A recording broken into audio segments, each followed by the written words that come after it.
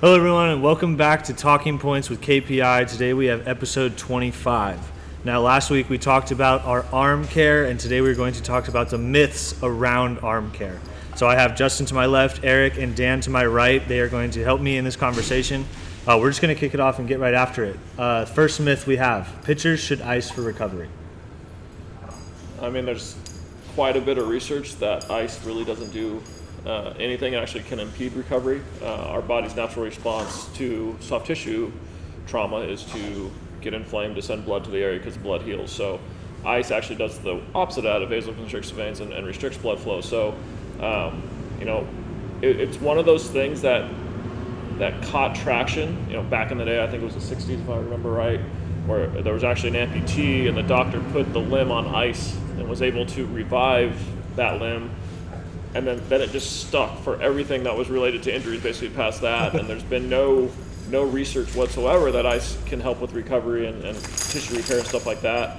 The doctor that came up with rest, ice compression elevation a few years ago actually came out and said, hey, I was wrong.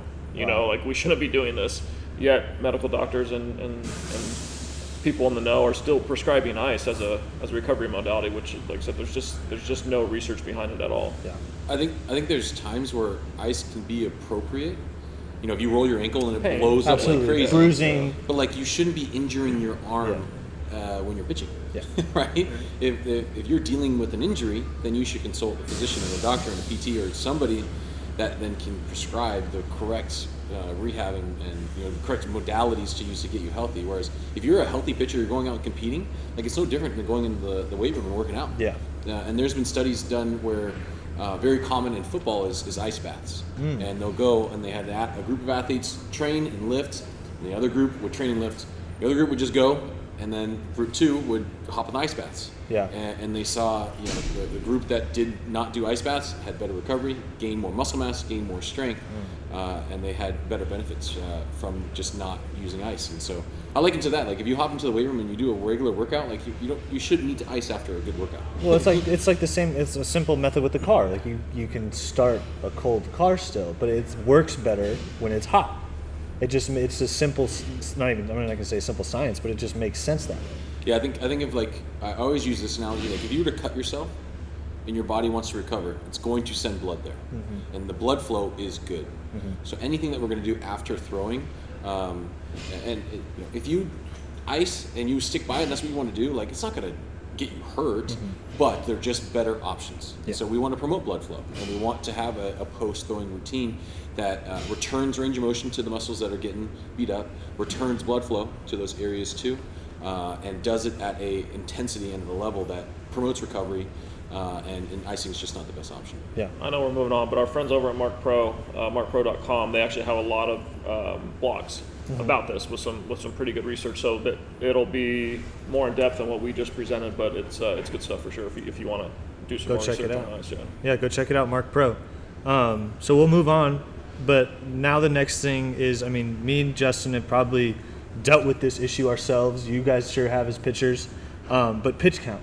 There's a lot of negative connotation to a lot of pitches, but I want to hear the myth behind the pitch count and why it hurts the athletes. Well, Justin, start with this one. Yeah, I think with pitch counts in general, it gets contextual in the sense of what is a pitch count that's too much for that individual, and a lot of times we put a finite number on that baseline for all individuals, and a lot of times the stress that comes throughout a game, you can't finite it to one specific pitch or it kicking in at pitch 40.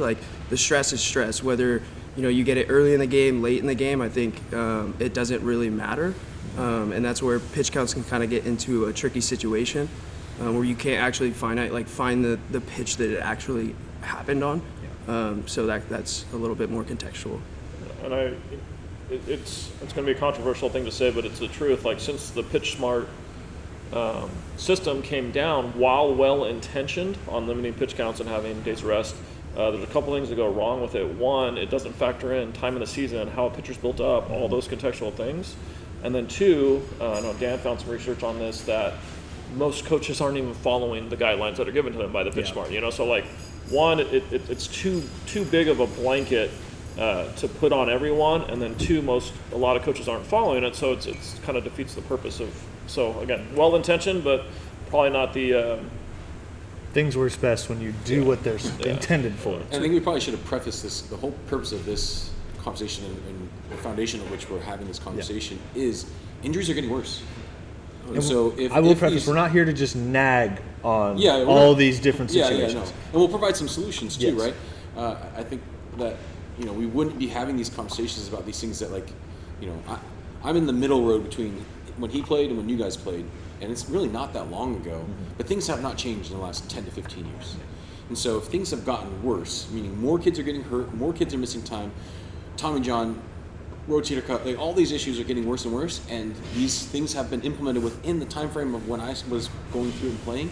It's like, okay, we got to do something different. Yeah. And I think that's where this conversation had, and pitch counts is a good example. But it can be either used as a cop out from a coach or a parent. Oh, well, they only threw 40 pitches, and it's like, well, okay, well, what were those 40 pitches? Was it all in one inning? Yeah, there's a difference between stressful pitches and non-stressful pitches. Yeah, exactly. Were they cruising and throwing, at like 50, 60% intent because the kids they're playing against suck and they don't have to, or was like, I'm going.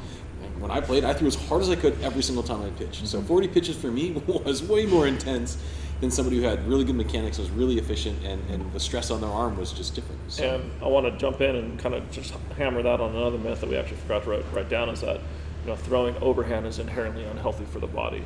There's actually a lot of studies that, from an evolutionary point of view, like when we were evolving and kind of finding our way, we're the only species that actually throws overhand. Yeah. So that it was a way that we could fight off basically animals in the wild to kind of stay safe. So it is genetically ingrained in us to throw overhand. So how we do that, the stress we put under, how hard you throw, those are part of the context. But it's a very useful trait that we have as humans to throw. Well, yeah, I mean, you never see anybody complaining about a javelin, Yep. and that's purely that's the most overhead you could possibly get in a throw. Yep. And they praise those people because of how limber their arms are, how much they're able to move their body. But if you put that in the same scenario in this facility, I feel like a lot of people would have a different opinion on that. And I think that leads to our next solution. When it comes to pitch counts, I think it's something you're balancing two entities: capacity and demand. Capacity is just like, what is my arm and my body built up for? And the demand is both volume, the number of throws, and the intensity, how hard I'm throwing. And so we know that volume and intensity need to be inversely related, meaning if volume is high, intensity needs to be low, or the chances of getting injured are going to be high. And then we know if intensity is really high, we need to make sure we're managing how much volume that athlete is seeing. And then we need to make sure we don't exceed their capacity, because once we exceed their capacity, then that opportunity for injury occurs. And I think that that pitch count component doesn't lend. It's more, and I've tweeted about this, it is a program and a set of rules to follow versus a system that evolves and adapts and meets the needs of each individual.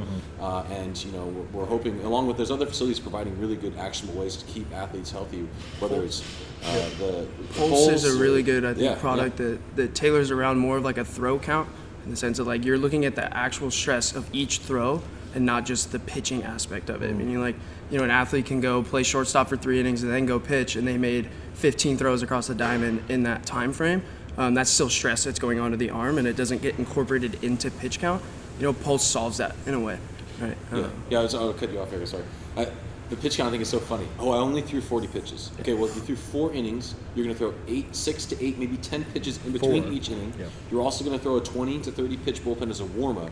So if you threw 4 innings of 40 pitches, that's a light day. You've already thrown 100 pitches. Yeah. And that doesn't account for the youth player who goes and plays catcher or shortstop or center field. It doesn't account for all that too. And that that brings up my last point. What's worse? Let's talk about a high school kid. It's May.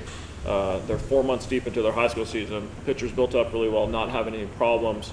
Goes out and throws 6 innings, 98 pitches. And a lot of people would think that's too much.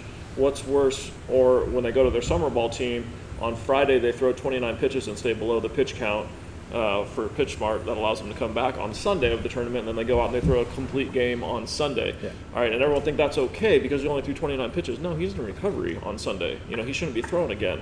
So it's super contextual, and it isn't just the blanket, 100 pitchers are bad. It's a ridiculous kind of premise. Yeah. And so we'll move on from now kind of looking at the data and seeing those numbers to a little bit of the mental side. And I know all of us as athletes have dealt it, and those of you watching have dealt with this. When you're in a little bit of a struggle and you're not feeling yourself, trying to, as an athlete, switch that mindset and be, I'm okay, I'm all right, I can do this. But talk about, from a coach's standpoint now, we're all coaches now, we all see that side of our athletes now. What should we encourage them to either think or to do in those moments?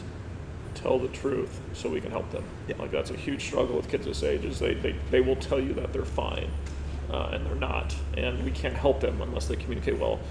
Part of the relationship aspect of what we do in here is super important, because we can get to know them so well and kind of figure out that maybe they're not feeling good. But to rely on a 16 to 18-year-old kid to tell you the truth about how they're feeling is It's tough. Yeah, it's not good strategy. Yeah. I think we've all been there as former players. Yeah. You want to compete, you want to win, and you can't knock a kid for that. No. But we as coaches have to be the ones that protect them, and especially with the younger they're at, like, there's so much more baseball ahead of them that we need to protect them from themselves, pretty much, right? And I think with this piece is the subjectiveness of being a coach, like the art side. And you can tell there are signs when kids are tired, fatigued, their arms hanging. Like, good coaches take those kids out of games before they even get to that point. Yeah. Because at the end of the day, that kid being fatigued or tired or at the risk of getting injured is not going to be able to compete and perform at a high level. Yeah. So either way, you're shooting yourself in the foot. You're going to get a kid hurt and you're going to lose games. So I think this is the myth of I'm good. Yeah. Right? Like, hey, coach, how are you on field? Good. I feel good. We're able to use the force plates to kind of monitor some of those things as well as their stress levels and stuff. Correct. It's that double-edged sword to an extent, of which, like, some athletes want to be like the best tool you can have as a pitcher is to be available, and so sometimes you want to hide those nagging pains and those injuries from your coaches or your trainers or whatever it is, because you want to be available. But over the long run, as a coach or whatever it is, like, building that relationship with the athlete and being able to understand when they're being truthful and when they're not, and when it's actually affecting them from an execution standpoint is crucial, and keeping guys healthy over the long haul of a season, or the long months of training or whatever it may be.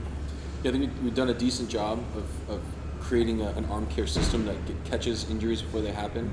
I think it's built on trust and that relationship with the athlete of, hey, I care about you. I don't really care if you go win games, or I care about you in the long run. The thing I'm excited for is we really had arm care system was grip testing for a long time, and it had enabled us to have that conversation in an objective way.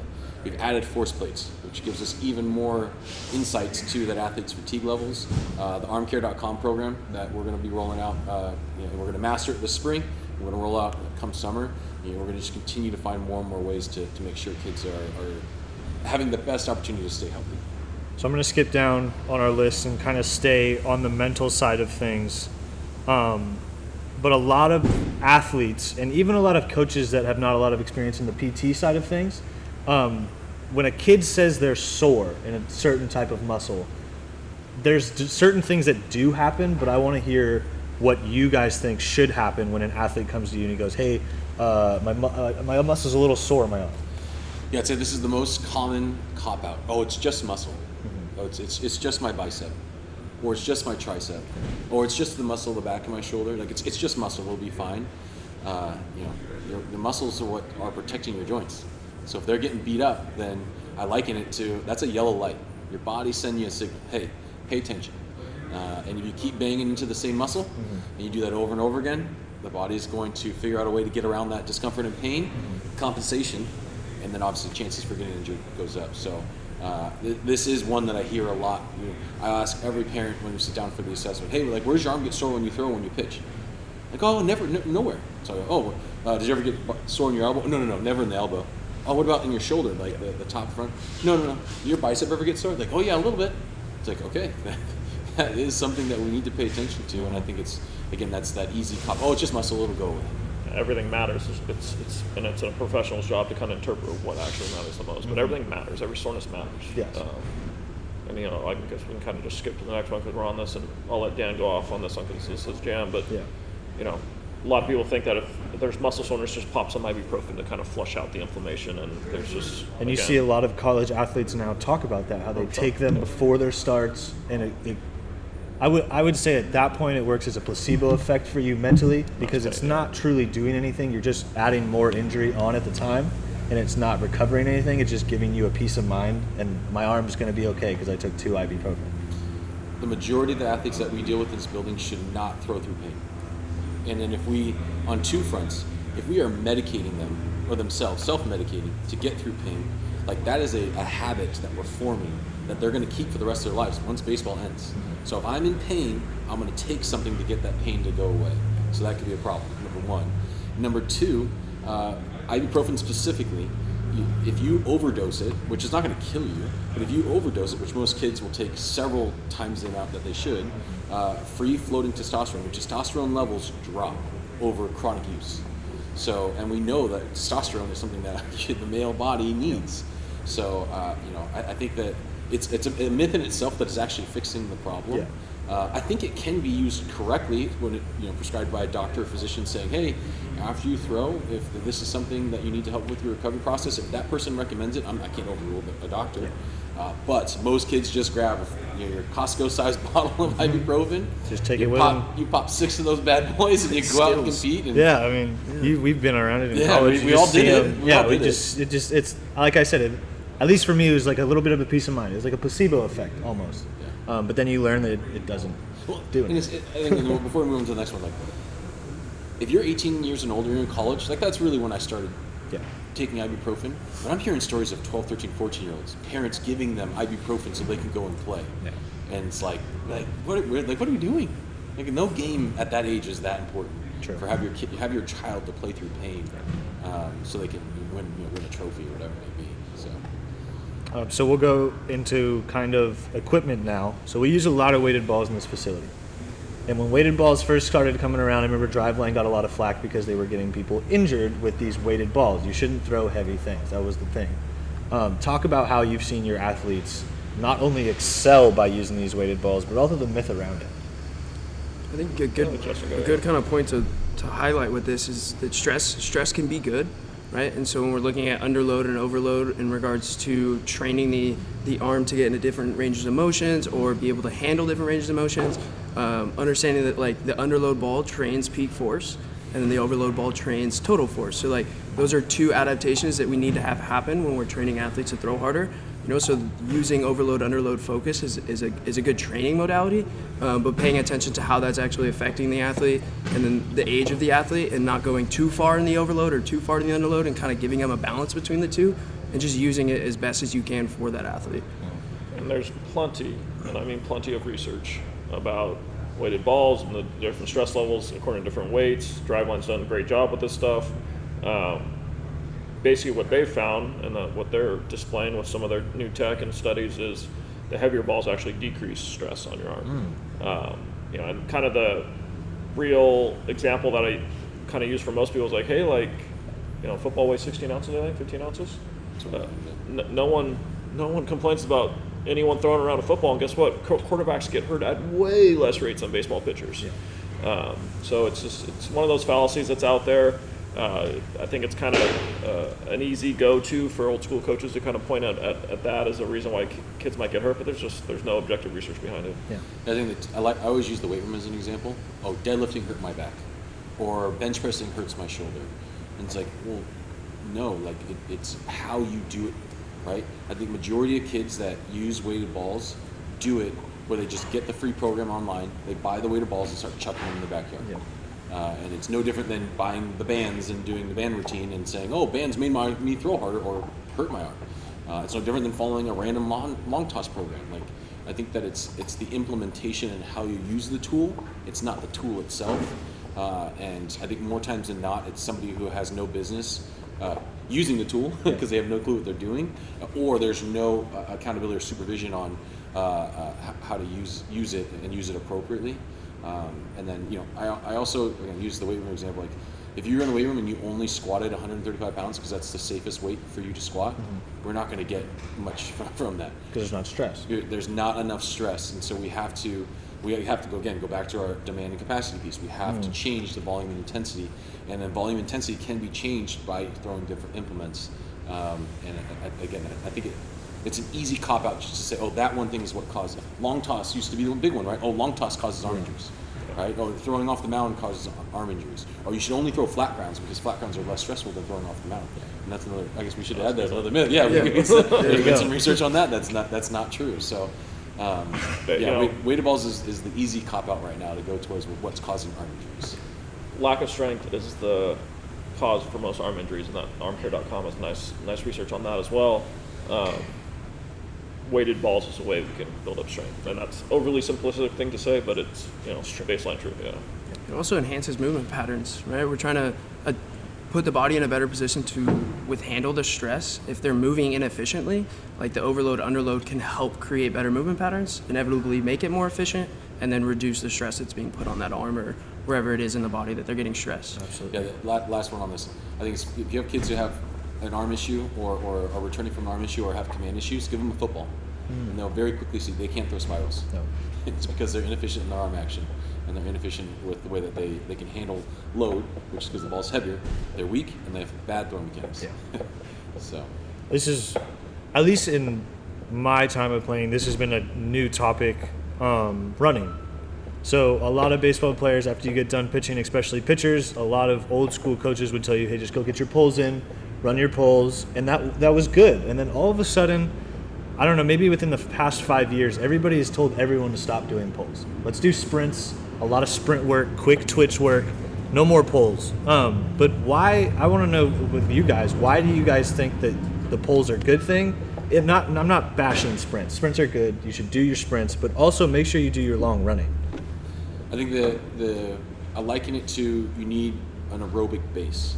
So you need to have a basic level of conditioning, which you can build up via long distance running or being on a bike or being in the pool or swimming.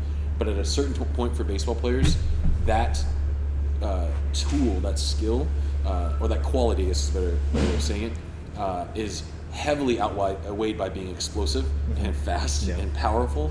And so from that front, we want to sprint and we want to train the body to be explosive, just like it is in the batter's box and on the mound. And then from a recovery standpoint, lactic acid isn't bad. Yeah. The body produces it as a way to get energy in a time when it has no other avenues. Like, there is hard research on this. Yeah. Lactic acid doesn't cause soreness. It doesn't cause muscle damage. It's not what we're trying to flush. The body actually produces it to help you get energy in a time when you don't have enough time to get it from other sources. So, sending your pitchers out to go do long distance running thinking you're going to flush the lactic acid, you could have them sit in the dugout, lay in their back, and the body's going to flush that lactic acid out on its own. Yeah. But in all reality, you probably want it there because it's what's helping the body function at that time. It's more so just being efficient with time. From a coach's point of view, like, a lot of coaches think that they're going to go have pitchers run pulls, and that's their conditioning. If that's the only thing they're doing, it's an incorrect thing to prescribe. So if we have a finite amount of time to do training, recovery work, whatever a coach wants to call it on the field, you're going to get much better bang for your buck and transfer over to the actual skill by doing sprints, by doing jumps, by doing plyouts, stuff like that, because a pitch is a 3 to 5 second total body explosion followed by a 15-second rest. Yeah. Okay, copy that as much as possible in your training sprint work instead of what long distance running is, which is a slow, unexplosive exercise that's continual, which it doesn't mimic the pitching environment very well. It's training the body to preserve force and energy over a long period of time, which pitching is the complete opposite of that. So is hitting, right? We need what we have right now, and we need to use all of it in the time frame that we have. We don't need to preserve it, and long distance running can train the central nervous system or the body to preserve that, and it can be a bad thing in some cases. So this is another contextual one. It's like kind of the same thing around the pitch count, but overuse. We hear a lot of that word, and especially in certain big tournaments, like, oh, that kid was overused. You shouldn't have seen that kid that many days, or shouldn't have pitched that many pitches in that day. I just want to hear you guys' opinions about it. We're actually going to be talking about it at the summit this weekend. But in regards to like being overused, it's overusing them based on the stress that they were prepared for. So a lot of times, like, you don't on-ramp them correctly, or they haven't been pitching, multiple innings in a really long time, and then you all of a sudden go throw 5 innings. Like, 5 innings might not be a lot, but if they were only throwing an inning for a long period of time before that, that's overuse in regards to the stress they were getting beforehand. People like to throw overly simplistic solutions at complex problems. Overuse in pitchers is a very complex problem. Everyone latches on to the 100 pitch number. Like, if you stay under 100 pitches, you're not being overused. If a high school coach goes out and throws a kid February 17th in their first game 95 pitches, he's an idiot. He stayed under 100 pitches, but there's no way that pitcher is built up for that kind of load and stress early on in the year. And the numbers back that up. In Major League Baseball, 70% of arm injuries happen in the first 2 months of the year. So it isn't the 100 pitches, it isn't the innings, it's them being brought along too fast and their body's not adapted to the stress that's being placed upon it. In Major League Baseball, the month with the lowest injury rate is September. That's the last month of the regular season. Less arm injuries happen in September than happen in March and April. So it's pretty glaring, research and information that it's not. Yeah. Overuse is, like Justin said, it's contextual to where the pitcher's at as far as what they're ready for and built up for. Very true. I'm notorious for using analogies. I liken this to the weight room. If you went and you had not worked out and lifted weights for 6 months, and I took you through a workout and say, hey, we're going to max your bench, your squat, your deadlift. We're going to do as many push-ups and pull-ups as possible. You're going to be trashed. You're not likely going to do something debilitating and hurt yourself and have to get surgery. But that's the equivalent of, again, the average kid right now. Like, we have the most sedentary population in the history of mankind. Kids spend hours upon hours a day sitting at a desk, looking at a screen, on their phone, and playing video games. Like, our kid, like the average high school baseball player, and we play this softball too, but the average athlete has under capacity. Their capacity is so low that anything they do out on a field or on a court is beyond what they're capable of. And so we have to be aware of that as we get closer to season, to on-ramp, that's a term that we use and a lot of facilities use, like build them up, prepare their bodies for the stress, whether that's in the weight room, on the field, or on the court, wherever it may be. That's that overuse term. Yes, you did overuse that area. You did 100%. They're not wrong. Your capacity is so low that it does. You could have thrown 1 inning or 100 innings. You had no capacity for any of that this time of year. If we have a kid that's coming out of not throwing and 2 weeks later we're having them throw 20 pitches at 100%, we're overusing him at that point in time. So it's very contextual. Yeah. So this topic, I assume, is going to be very short and quick. And I will say to everybody listening, if you're an athlete, if you're a parent, please stretch. Just the right way. Don't be stretching the wrong way. And I'm sure you're like, what's the right way? Well, we're here to tell you. And if you come out to KPI, we can also show you. But especially for pitchers. I mean, you see a lot of pitchers with hip problems, arm problems. What kind of stretches do you guys see these guys doing? I'll turn this over to Dan because it's a lot about, are they hypermobile and what kind of stretching is appropriate? Is more activation stuff appropriate? Is more dynamic or static stretching appropriate based on their physical profile? Yeah, so the joint assessment we'll take all the athletes through here help us understand, like, is there a range of motion that you need to get before you go and compete? If you do, here's a specific exercise that's going to target that. Is this the way you were born? You just don't have that range of motion at your shoulder or your hip, and if you try and stretch it, you're going to cause more issues than you're going to help. Or is the reason your body can't get into that position is because you're weak, and you don't have the strength to get your arm into that proper arm slot, and so we need to activate those muscles. It's the double-edged sword of the youth athletes, the double-edged sword of our baseball and softball players. Hypermobility is almost a prerequisite for being good. Like, if you are not built where you have like double jointedness and hypermobile and your spine is really loose and your shoulders really loose, like, you are going to struggle to find ways to create a lot of power and whip. But majority of the baseball players and softball players who are really, really good are. And so Not really, all, majority, yeah, I'd say majority, not all, but the majority of the ones, because the kids who aren't hypermobile are going to filter to other sports because they're not going to be able to have the same power up. Gymnastics is a good example. Like, if you can't do the splits, you ain't doing gymnastics. At a certain point, you're going to age out. And for gymnastics, that's going to be when you're really, really young. Whereas baseball, like, you could have a semblance of success to high school, and then it becomes very apparent by the time you get to high school, like, you're not going to have the success that you necessarily want, just because some of those genetic, factors you have no control over. So, I'd say, the stretch of doing the arm across here and the stretch here and the stretch here, like, there's some very simple ways to figure out, do your athletes need to stretch or do they need to activate muscles before they throw? We have it all over our social media. I post about it regularly. And it is as simple as coming in and getting an assessment, but it is an area that catches parents' attention. They're like, hey, you should never stretch your shoulder ever again. I'm like, what? I said, every coach says you should stretch before you throw. You should 100% warm up before you throw. Don't throw to warm up.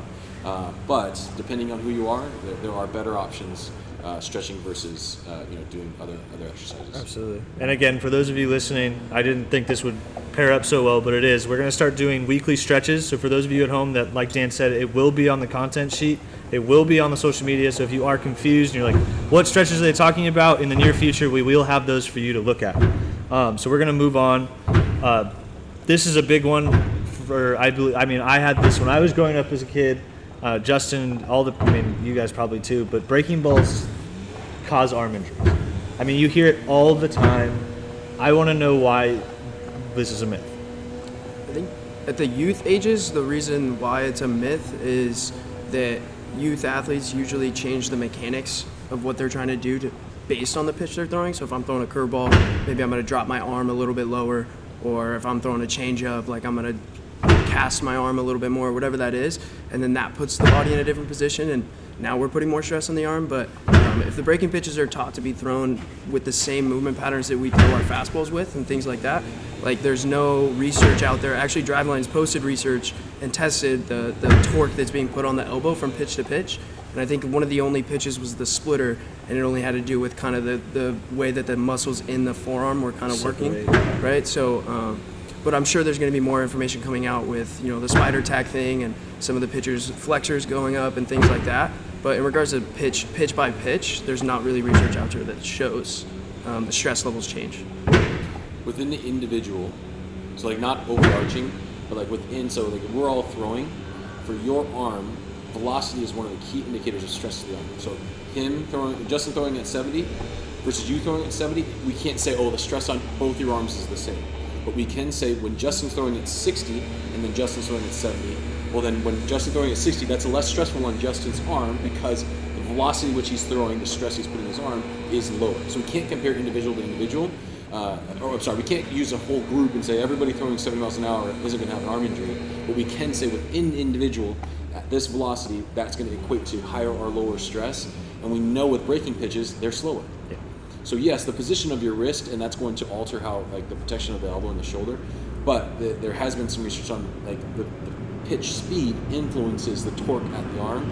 And so changeups and sliders and curveballs all move slower than your fastball. So your fastball is going to have the highest stress, especially when you're young. So I think, again, this is the simple answer of, you hurt your arm throwing curveballs. Yeah. Well, you also threw 90 pitches and you're 11 years old. Yeah. It wasn't the curveballs, guys. It was definitely you overused the kid. They have no functional strength to go out and do that. Yeah. Exactly. I don't want to take any ownership as the athlete or as the coach. So I got to blame some outside entity. That's really what all these myths are about when it comes to arm injuries. Mm-hmm. Nobody taking ownership for what's really happening and trying to find that scapegoat. Curveballs, sliders, weighted balls, long toss, sprints, whatever it is. Okay, I'm going to find this other thing instead of saying, no, like I didn't listen to my body. I lied to my coach. Or I, as the coach, dealing with a youth player and got hungry for that win and didn't care about this kid when they're 14, 15, 16 years old competing. And I think that's where a lot of these myths come from. So I'll just let you guys go into this, and this one will be a topic for you guys. But specialization, causes arm injuries. This is one I've written on this a decent amount, but it's contextual. But I think a lot of people want to say, if you focus on baseball at a young age, you're going to get hurt. It's just simply not really the case because it depends. What's worse? A kid is a full-time baseball player, but also does a fully ingrained arm care program every day and is in a training facility like this and trains full time. What's worse, that kid or the kid that comes out to high school baseball 3 weeks late from basketball season and is immediately put on the mound? I'll argue very efficiently that specialization is better for you in that circumstance. And then, the other kind of avenue that comes into play is when these kids get to high school and they're thinking about playing college baseball, and they make decisions sometimes to not play other sports. For a lot of kids, that's a good thing. It's hard playing college athletics. We know that. Baseball, you don't have to be overly fast twitch athletic like football and basketball to make it to the upper levels. So if we get an average sized athlete that maybe has a trait, maybe he's a really good hitter or he does have a good arm but he's not a great athlete, he would have no chance of playing college in any other sport. It is good for him to specialize in high school and get really good at one thing to give himself the best chance to advance to the college level. So again, it's contextual, but it's one of those things, it's an overly simplified solution. People won't want to throw it at a complex problem. Absolutely. Yeah, I think the specialization piece is within that window of like 5 to 12. Yeah. Like we leave that part out. We say, sports specialization is terrible. It's like, well, at a certain point, somebody has to make the decision. If I want to reach this goal, I have to put all the time, energy, and money into a certain thing to help me get there. And if you're going to do it when they're 8 years old, okay, that doesn't make sense because they have 10 plus years of development ahead of them. But if it's your sophomore year and you are below average on all of the metrics that you know you need to get to play at the next level, you might need to take basketball off because basketball, like you said, leads into baseball season, or football, like playing football, which starts in pretty much August and then goes all the way into halfway through the winter and the fall. Like maybe that's not a good choice because there's only so much time and energy. Well, I'll also give credit to our force plates as well here because we have athletes that do multiple sports, and we've seen that. We've seen the data after they come after practice, or they've had basketball the day before, or have basketball the weekend before. These kids aren't as good as they were last week. And now they're still good. They're still performing at a high level, but it's just not the level that they were before they played basketball. Yeah. So I completely understand the specialization. Yeah, and I just think it gets lost on, like, it really is within that window of probably 5 to maybe 14. Like, play multiple sports. Be a good athlete. Go be the shortstop, point guard, quarterback. Go do that. But by the time you're 14, 15, 16 years old, like, that is where you got to make that decision. And I like this, you said this from the beginning, like the kids who, like, oh, this guy, Patrick Mahomes, multiple sport athletes. Like, Kyler Murray. If you're that athlete, those are outliers. It's like when college coaches tell high school kids, oh, we like multi-sport athletes. No, you like the best athletes, and the best athletes usually play multiple sports.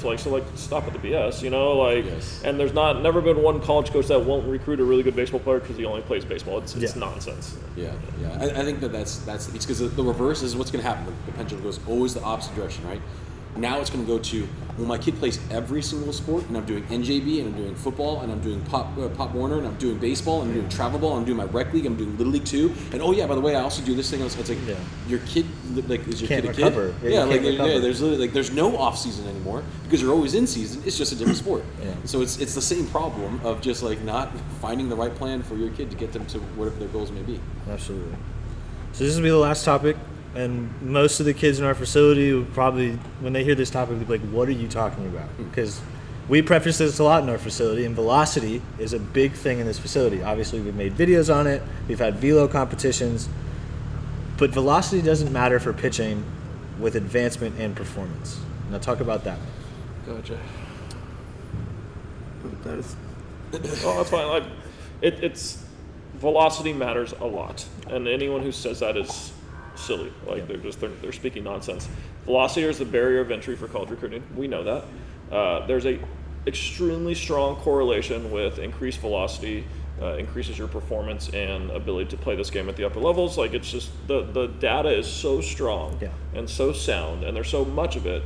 Now, is that the only thing that matters in your pitching? No, but for people to get on social media and be like, oh, velo doesn't matter, location, it's like I said, it's silly. There's no stronger correlator to pitching advancement in the professional level than velocity. It's the strongest correlator. Well, and I'll even go into the argument that you don't see the kid on Twitter that doesn't throw hard. That's just how it is. I mean, and people can go, I mean, we have comments of ball 4, we had stuff, and even in this facility. But you saw it because he threw that velocity. And I think that's where a lot of even coaches nowadays kind of get that misunderstood, is that they're just trying to work hard. Yeah, they'll refine themselves like in the facility, but getting that velo is a big thing for them. Sometimes velocity enhancement and getting to a certain velocity it's a consequence of having a really good training program and having a good health base. Like, you're not going to throw harder if you're not healthy, So it's one of those silly things that people throw out there. I'll put this up onto the TV, Justin. Like, have you seen kids whose velocity has gone up, their other pitches elevate? Yeah, 100%. I think it's more too, right? Is like if an athlete's throwing harder and the other pitches get elevated, like that enhances maybe the movement or the way that the hitters are seeing that pitch. And it comes down to basic physics in a sense. Is like, as a pitcher, ultimately you're just trying to alter the timing of hitters.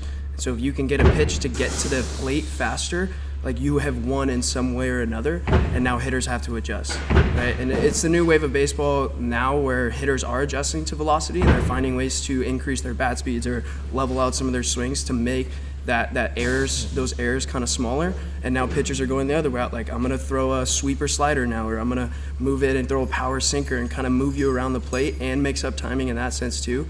And I think velocity can go a long way with breaking pitches as well, right? If I can throw my slider 8 miles an hour off my fastball versus 15, like, I've now added a new pitch that a hitter has to face in a game or something like that. Yeah, I liken it to, again, analogies, right?